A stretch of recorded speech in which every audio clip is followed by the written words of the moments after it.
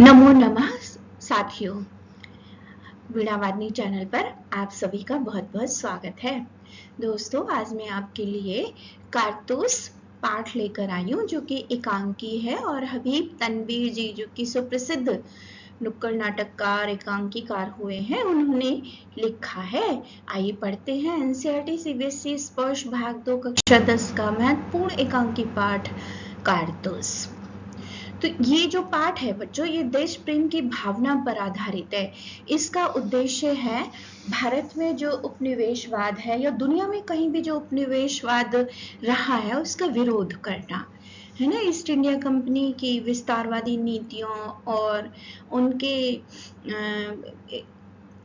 खिलाफ रचे गए प्रतिरोध को जानना, खासतौर पर अपने 1857 का जो स्वतंत्रता संग्राम है उसकी बैकग्राउंड क्या है, पृष्ठभूमि क्या है।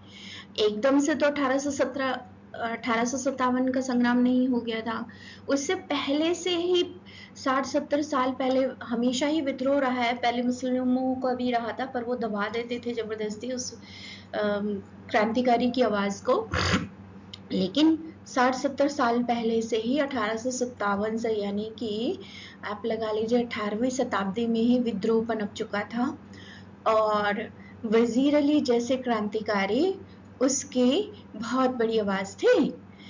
ठीक है, एकांकी नाटक के संवाद, तनाव, चरित्र चित्रण का बारीकी से हबीब तनवीर जी ने इसमें अध्ययन किया है। आइए माइंड मैप के माध्यम से इसके मुख्य बिंदु समझते हैं। हम इसमें पढ़ेंगे लेखक परिचय, एकांकी परिचय, पाठ के कीवर्ड जैसे कारतूस हैं, वजीर अली है, विद्रोह है, स्वाभिमान, सम्मान, स्वतंत्रता, त्याग। पाठ के मुख्य 3 विचार क्या हैं? तो पाठ का जो थीम है वह है देशभक्ति और स्वाभिमान सर्वोपरि है। ठीक है, अन्याय और अपमान का विरोध करना ही सच्चा साहस है। सच्चा वीर वही है जो शत्रु के सामने भी सिर ऊंचा रखे।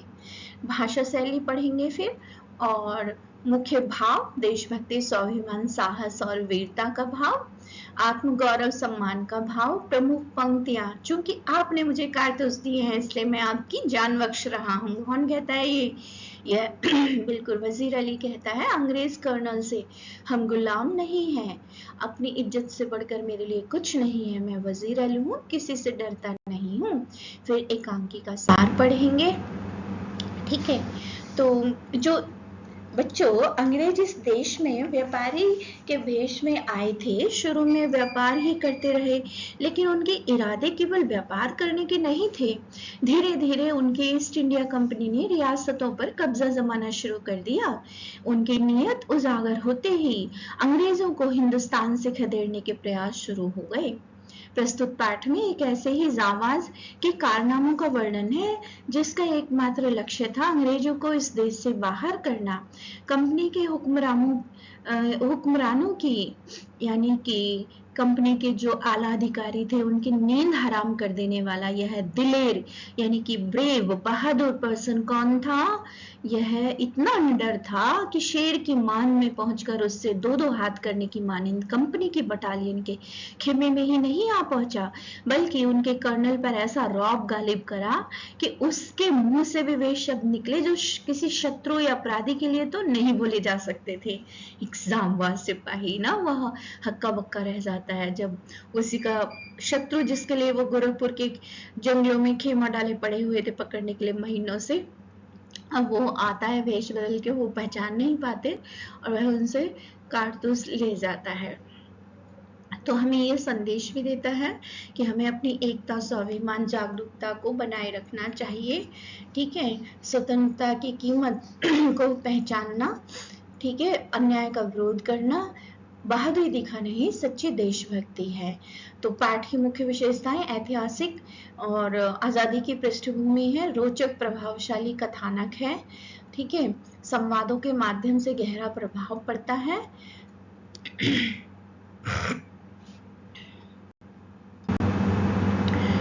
लेखक परिचय देखते हैं। तो 1923 में छत्तीसगढ़ के रायपुर में जन्मे हबीब तनवीर ने 1944 में नागपुर से स्नातक की उपाधि प्राप्त की। तत्पश्चात ब्रिटेन की नाटक अकादमी से नाट्य लेखन का अध्ययन करने के लिए गए। फिर दिल्ली लौटकर पेशेवर नाट्य मंच की स्थापना की। नाटककार, कवि, पत्रकार, नाट्य निर्देशक, अभिनेता जैसे कई रूपों में ख्याति प्राप्त हबीब तनवीर ने लोकनाट्य के क्षेत्र में भी महत्वपूर्ण कार्य किया।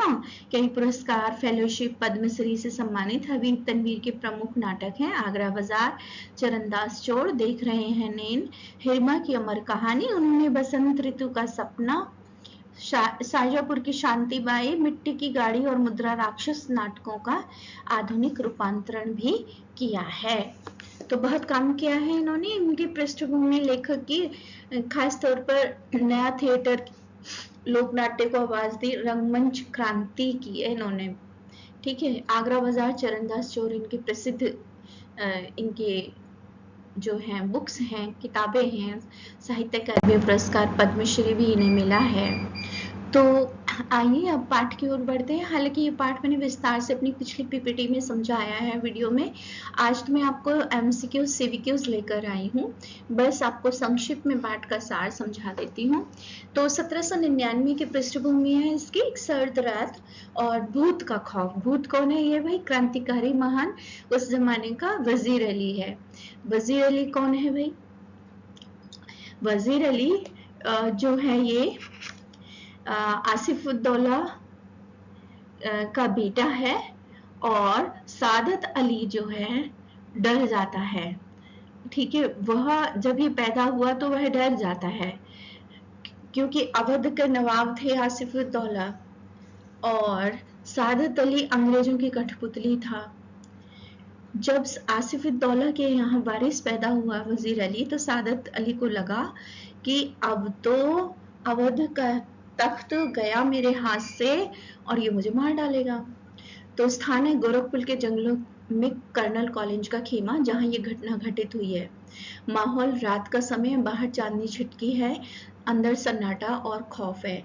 तनाव का कारण पूरी एक बटालियन पिछले 5 हफ्तों से जंगल में डेरा डाले हुए है। टारगेट क्या है उनका? वजीर अली। अंग्रेज सिपाही तंग आ चुके हैं। कर्नल के अनुसार ये वजीर अली आदमी है या भूत, हाथ ही नहीं लगता। तब इसकी और देखिए गहराई से विस्तार में जाएं तो अवध की विसात है कठपुतली बनाम देशभक्त। तो सादत अली कठपुतली है, आसिफुद्दौला का भाई है, ऐस पसंद और स्वार्थी है। गद्दी पाने के लिए अंग्रेजों को अपनी आधी मुमलिकियत जायदाद यानी कि और 10 लाख रुपए नगद दिए इसने, और वजीर अली के जन्म को अपनी मौत मानता था। वजीर अली दूसरी तरफ देशभक्त है, आसिफुद्दौला का सच्चा वारिस है। केवल 5 महीने इसने शासन किया, लेकिन अवध के दरबार को अंग्रेजी प्रभाव से मुक्त कर दिया इस दौरान, और अंग्रेजों के प्रति उसके दिल में कूट कूट कर नफरत भरी हुई थी।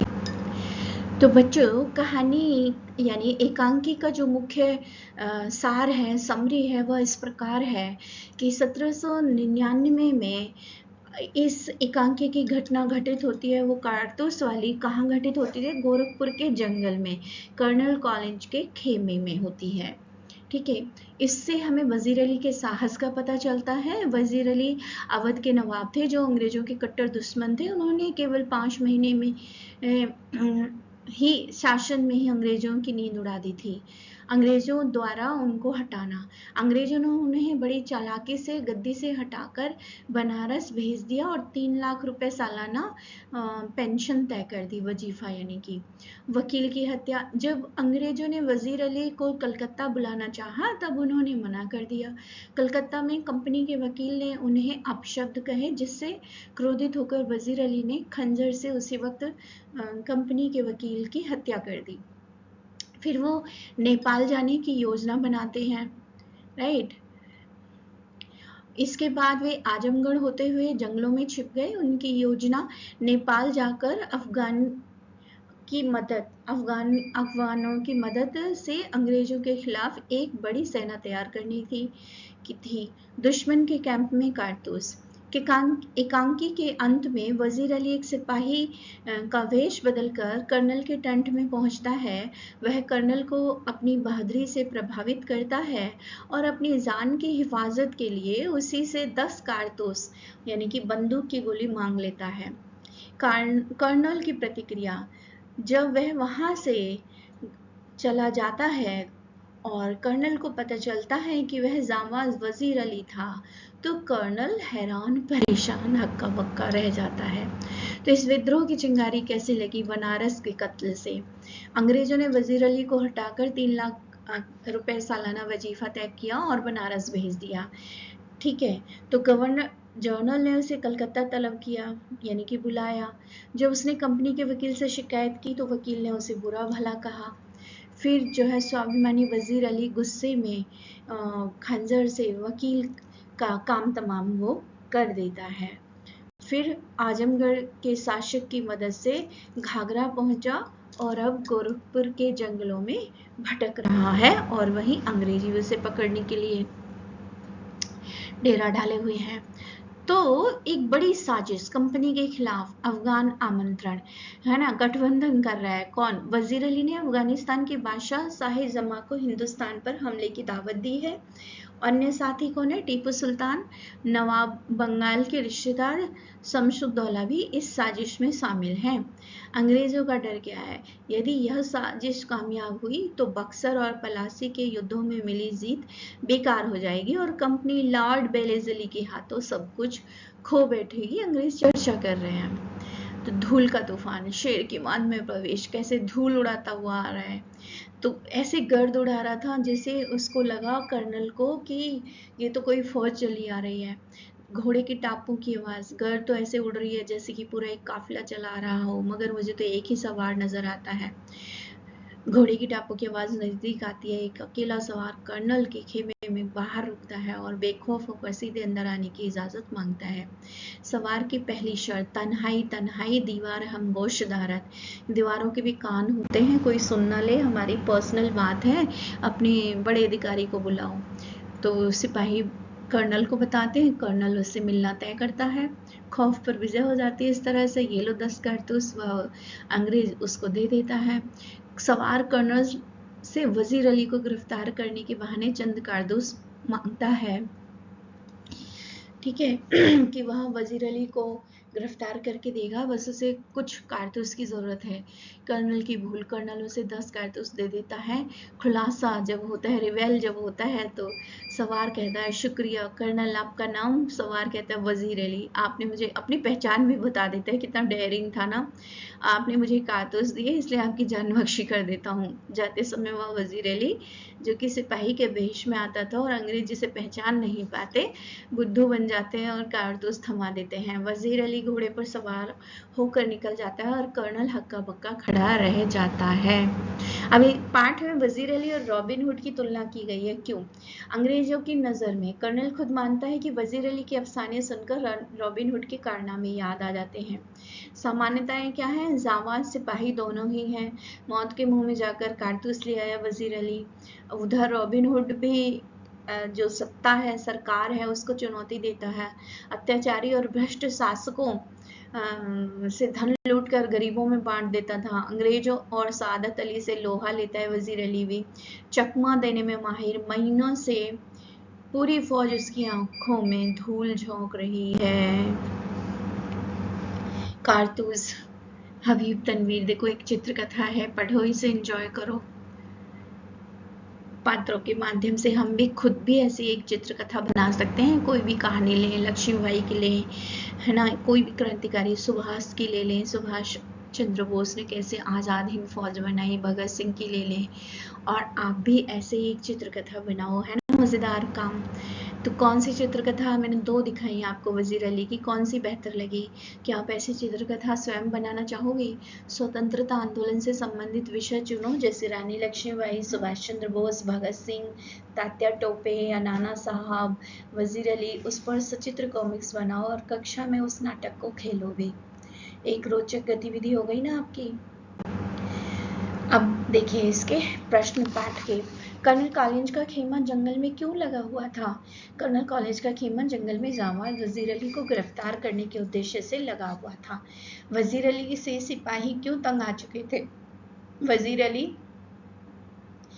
से सिपाही इसलिए तंग आ चुके थे क्योंकि वे हफ्तों से जंगल में डेरा डाले हुए थे, फिर भी वह उनके हाथ नहीं लग रहा था।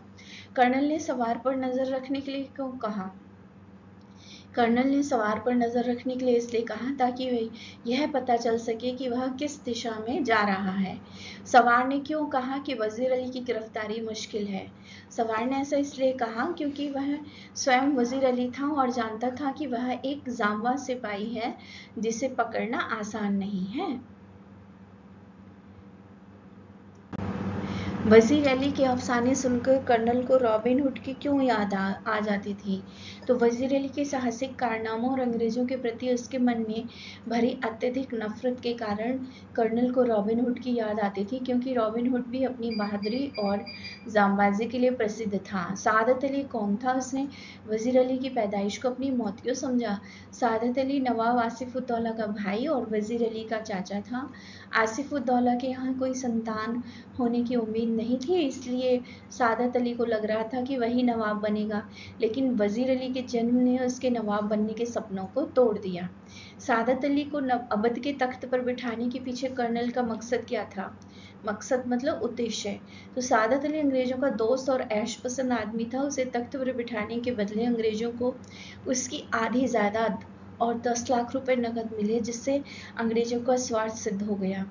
कंपनी के वकील का कत्ल करने के बाद वजीर अली ने अपनी हिफाजत कैसे की? वकील की हत्या करने के बाद वजीर अली अपने जानिसारों के साथ आजमगढ़ भाग गया। जानिसार कहते हैं कि आपके देशभक्त, सौम्य भक्त। वहाँ हुक्मरान की मदद से वह घाघरा पहुंच गया और तब से वह इन जंगलों में भटक कर अपनी हिफाजत कर रहा है। सवार के जाने के बाद कर्नल हक्का बक्का कैसे रह गया? कर्नल इसलिए हक्का बक्का रह गया क्योंकि उसने साधारण घुड़सवार को साधारण सिपाही समझकर 10 कारतूस दे दिए। उसने जाते समय अपना नाम वजीर अली बताया था और कर्नल को उसकी जांबाजी का साक्षात अनुभव भी हो गया। ठीक है, तो लेफ्टिनेंट को ऐसा क्यों लगा कि कंपनी के खिलाफ सारे हिंदुस्तान में एक लहर दौड़ गई है? तो लेफ्टिनेंट ने देखा कि केवल वजीर अली ही नहीं बल्कि दक्षिण में टीपू सुल्तान, बंगाल के नवाब का भाई शमशुद्दौला और अफगानिस्तान का बादशाह शाहजहां भी अंग्रेजों को हाथ से निकालने की योजना बना रहे थे। इन सभी ने मिलकर अंग्रेजों के विरुद्ध एक मोर्चा बना लिया था, जिससे लेफ्टिनेंट को लगा कि पूरे देश में विद्रोह की लहर है। वजीर अली ने कंपनी के वकील का कत्ल क्यों किया? वजीर अली को पद से हटाने के बाद बनारस भेज दिया गया था और उसका वजीफा तय कर दिया गया था। जब गवर्नर जनरल ने उसे कलकत्ता बुलाया तो उसने बनारस में रहने वाले वकील, कंपनी के वकील से इसकी शिकायत की। वकील ने उसकी शिकायत पर ध्यान देने की बजाय उसे बुरा भला सुना दिया, जिससे चिढ़कर वजीर अली ने खंजर से उसका कत्ल कर दिया। सवार ने कर्नल से कारतूस कैसे हासिल किए? सवार यानी कि वजीर अली अकेले ही बड़ी बहादुरी से अंग्रेजों के खेमों में घुसा और कर्नल से एकांत तन्हाई में मिलने की मांग की। उसने कर्नल को विश्वास दिलाया कि वह भी वजीर अली को गिरफ्तार करना चाहता है और उसे पकड़ने के लिए उसे कुछ कारतूस चाहिए। कर्नल उसकी बातों में आ गया और उसे 10 कारतूस दे दिए। वजीर अली एक जांबाज सिपाही था कैसे? तो उस वजीर अली की जांबाजी इस बात से स्पष्ट होती है कि उसने पूरी सेना और वजीर अली के कर्नल होने के बावजूद अकेले न सिर्फ घुसने का उनके तंबू में साहस किया। उसने केवल चतरावी से न केवल कारतूस हासिल किए बल्कि अपनी जान की परवाह किए बिना अपना परिचय भी दे दिया। उसकी इसी निडरता के कारण कर्नल के मुंह से निकला एक जांबाज सिपाही। बच्चों, इस पाठ के प्रश्न उत्तर वजीर अली के चरित्र की वीरता को दर्शाते हैं। परीक्षा में उत्तर लिखते समय ऐतिहासिक प्रसंगों और जांबाज जैसे शब्दों का प्रयोग अवश्य करें। ये टिप है आज की। आशय स्पष्ट कीजिए। पेज नंबर 134 के उत्तर। मुट्ठी भर आदमी और ये दमखम। हबीब तनवीर द्वारा लिखित कारतूस एकांकी की इस पंक्ति का आशय है कि वजीर अली और उसके साथियों के अदम्य साहस और शक्ति साहस और शक्ति से है। कर्नल कॉलिंज आश्चर्यचकित है कि वजीर अली के पास सैनिकों की संख्या बहुत कम, मुट्ठी भर है, और फिर भी उसमें इतनी दृढ़ता और जांबाजी है। वे वर्षों से पूरी ब्रिटिश सेना की आंखों में धूल झोंक रहे हैं और पकड़े नहीं जा रहे हैं। यह उनकी वीरता का प्रमाण है।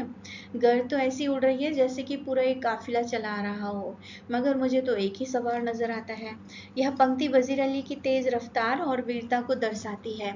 जब वजीर अली अकेला कर्नल के खेमे की ओर आ रहा था तो उसके घोड़े के दौड़ने से इतनी अत्यधिक धूल गर्द उड़ रही थी कि लेफ्टिनेंट को लगा जैसे सैनिकों का एक पूरा समूह काफिला आ रहा है। वास्तव में वजीर अली का अकेले ही इतना प्रभाव था कि उसका साहस एक पूरी सेना के बराबर प्रतीत होता था। बच्चों, आशय स्पष्ट करते समय हमेशा उस प्रसंग और पात्र की भावनाओं को ध्यान रखें। ठीक है, मुहावरों का अभ्यास आपको भाषा के प्रभावी प्रयोग में मदद करेगा। आशय स्पष्ट करो में पाठ का रेफरेंस, पंक्ति का रेफरेंस और लेखक या कवि का रेफरेंस देना अनिवार्य होता है, वरना 1 नंबर कट जाएगा। तो अब देखिए एमसीक्यूज। कारतूस पाठ के लेखक कौन है? हबीब तनवीर। कारतूस पाठ किस पृष्ठभूमि पर आधारित है? कारतूस पाठ जो है बैकग्राउंड है, ये 1857 की क्रांति के पहले का हिस्सा है। ये 1799 की घटना है। वैसे अंग्रेजों ने कारतूसों में किसकी चर्बी मिलाने की बात फैलाई? गाय और सुअर। कारतूसों का विरोध भारतीय सैनिकों ने क्यों किया? धार्मिक भावनाएं आहत होती थी। फूट डालो और राज करो नीति किसकी थी? अंग्रेजों की। कारतूस पाठ में किस भावना को प्रमुखता दी गई है? देशभक्ति और स्वाभिमान, साहस। भारतीय सैनिकों ने अंग्रेजों के विरुद्ध क्या किया? भारतीय सैनिकों ने जो है आंदोलन और विद्रोह किया। कारतूस पाठ की भाषा शैली किस तरह की है? सरल, व्यंग्यपूर्ण और संवादात्मक है, डायलॉग वाली। कारतूस पाठ हमें क्या संदेश देता है? एकता, स्वाभिमान बनाए रखना, साहस दिखाना। कारतूस पाठ की मुख्य विशेषता ऐतिहासिकता और नाटकीयता। योग्यता आधारित प्रश्न देखिए, सीवीक्यूज, कॉम्पिटेंसी बेस्ड। यदि आज के समय में कोई व्यक्ति समाज में लोगों को धर्म या जाति के आधार पर बांटने का प्रयास करे तो कारतूस पाठ से हमें क्या सीख मिलती है? कारतूस पाठ हमें सिखाता है कि किसी भी प्रकार की फूट डालने की नीति से सावधान रहना चाहिए। हमें एकता, भाईचारे और जागरूकता बनाए रखनी चाहिए, तभी समाज और देश मजबूत बन सकते हैं। मान लीजिए किसी संस्था में गलत नियमों के कारण लोगों की भावनाएं आहत हो रही हैं। ऐसे में कारतूस पाठ के आधार पर लोगों को क्या करना चाहिए? लोगों को शांतिपूर्ण ढंग से अपने अधिकारों के लिए आवाज उठानी चाहिए। अन्याय और गलत नीतियों का विरोध करना आवश्यक है, क्योंकि स्वाभिमान और सम्मान की रक्षा करना हर व्यक्ति का अधिकार है। यदि आपके मित्र किसी अफवाह पर बिना सोचे समझे विश्वास कर लेते हैं तो कारतूस पाठ के आधार पर आप उन्हें क्या सलाह देंगे? मैं उन्हें यह सलाह दूंगी कि किसी भी सूचना पर आंख मूंद कर विश्वास ना करो, पहले उसकी सत्यता परखो, समझदारी से निर्णय ले। जागरूकता और विवेक से ही व्यक्ति को गलत षड्यंत्रों से बचा सकते हैं। कारतूस पाठ केवल इतिहास की घटना नहीं बल्कि आज के समाज के लिए प्रासंगिक है। कैसे? आज भी कई बार लोग स्वार्थ के लिए समाज में विभाजन फैलाने का बंटवारा कर देते हैं, यानी कि तो यह पाठ हमें एकता, देशभक्ति, जागरूकता, सचेत रहना, अलर्ट रहना सिखाता है, अन्याय के विरोध का संदेश देता है। इसलिए इसकी शिक्षाएं आज भी उतनी ही महत्वपूर्ण हैं। हॉट्स देखो, यदि भारतीय सैनिक कारतूसों का विरोध ना करते तो इसका भारतीय समाज पर क्या प्रभाव पड़ता? यदि सैनिक विरोध ना करते तो अंग्रेजों का अत्याचार और बढ़ जाता तथा भारतीयों का स्वाभिमान कमजोर पड़ जाता। विरोध ने लोगों में जागरूकता और स्वतंत्रता की भावना जगाई। कारतूस पाठ में अंग्रेजों की नीति आज के समय की किन परिस्थितियों से मेल खाती है? आज भी कुछ लोग स्वार्थ के लिए समाज में धर्म, जाति या भाषा के आधार पर विभाजन फैलाने का काम करते हैं, प्रयास करते हैं। तो यह पाठ हमें ऐसी नीतियों से सावधान रहने और एकता बनाए रखने की प्रेरणा देता है। देखिए, कथन और कारण के प्रश्न आजकल अनसीन पैसेज में तो आते ही हैं, आरटीसी में भी पूछे जाते हैं। तो यहाँ मैं आप देखिए 2 लाइनों आपके लिए कि भारतीय सैनिकों ने कारतूसों का विरोध किया और कारतूसों में गाय, सुअर की चर्बी होने की बात कही गई थी। तो बताइए क्या कौन सा उत्तर सही है? ए, दोनों कथन सही है और कारण कथन की सही व्याख्या करता है। अगला है कारतूस पाठ केवल ऐतिहासिक घटना का वर्णन करता है। इस पाठ में वर्तमान समाज के लिए कोई संदेश नहीं दिया गया। तो भाई इसी उत्तर सही है, दोनों कथन कारण दोनों असत्य हैं। अब देखिए, कर्नल कॉलिंस का खेमा जंगल में क्यों लगा हुआ था? कंपनी के आदेश अनुसार वजीर अली को गिरफ्तार करने के लिए कर्नल पूरी बटालियन के साथ जंगल में डेरा डाले हुए था। सवार ने क्यों कहा कि वजीर अली की गिरफ्तारी मुश्किल है? क्योंकि सवार स्वयं वजीर अली था। वह एक जांबाज सिपाही था जो अपनी जान की बाजी लगाना जानता था और उसे पकड़ना लोहे के चने चबाने जैसा था, यानी कि असंभव था। राइट, ये हमने पढ़ लिए अभी। अब आपको एक और एक्टिविटी का प्रश्न देकर छोड़ रही हूँ कि आप ये चार्ट भरो, एकांकी और नाटक में क्या अंतर है, पाठ का सार लिखो अपने शब्दों में और पाठ का संदेश लिखो और मुख्य पात्र की विशेषताएं, वजीर अली की विशेषताएं लिखो। आपका 100% ये चैप्टर तैयार हो जाएगा और कोई भी प्रश्न बोर्ड परीक्षा में गलत नहीं होगा अगर आप ये चार्ट अच्छे से सीख लेते हो तो। आप देखिए इसमें पाठ में ना इम्पोर्टेंट मुहावरे कौन से आए हैं।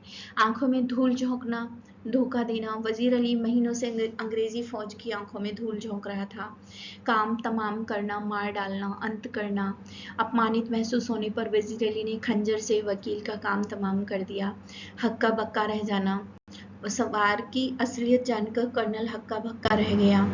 अब इसमें और भी मुहावरे आए हैं, जान बख्श देना, है ना, जैसे कि कूट कूट कर भरना आया था ये बोर्ड परीक्षा में। वजीर अली के हृदय में अंग्रेजों के प्रति नफरत कूट कूट कर भरी हुई थी। अब इसके कीवर्ड कौन से हैं? जावाज। इन कीवर्ड्स के बिना तो आप कोई उत्तर पूरा नहीं कर सकते। इन्हें सीखो लिखने, स्पेलिंग इनकी लिख लिख के याद करिए। मुमलिकियत यानी कि जायदाद, हमगोश यानी कि सुनने वाला, तलब करना बुलाना, काफिला यात्रियों का समूह।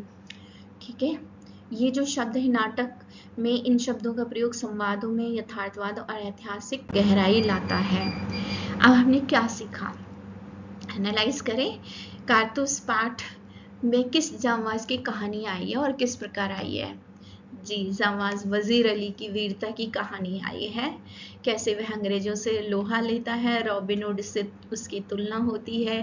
गोरखपुर के जंगलों में कैसे वो अंग्रेज अधिकारी को बेवकूफ़ बनाकर 10 कारतूस उन्हीं के खेमे से ले आता है। अमेजिंग है ना। तो ये चार्ट हमें ऐतिहासिक घटना जो है उसके बारे में, नायक वजीर अली की चरित्र की विशेषताएं स्पष्ट करता है। तो पाठ का मूल संदेश, स्वाभिमान कभी झुकता नहीं, है ना। कारतूस महज एक ऐतिहासिक घटना नहीं है, बल्कि यह एक प्रतीक है शौर्य, कूटनीति और मातृभूमि के प्रति अटूट प्रेम का।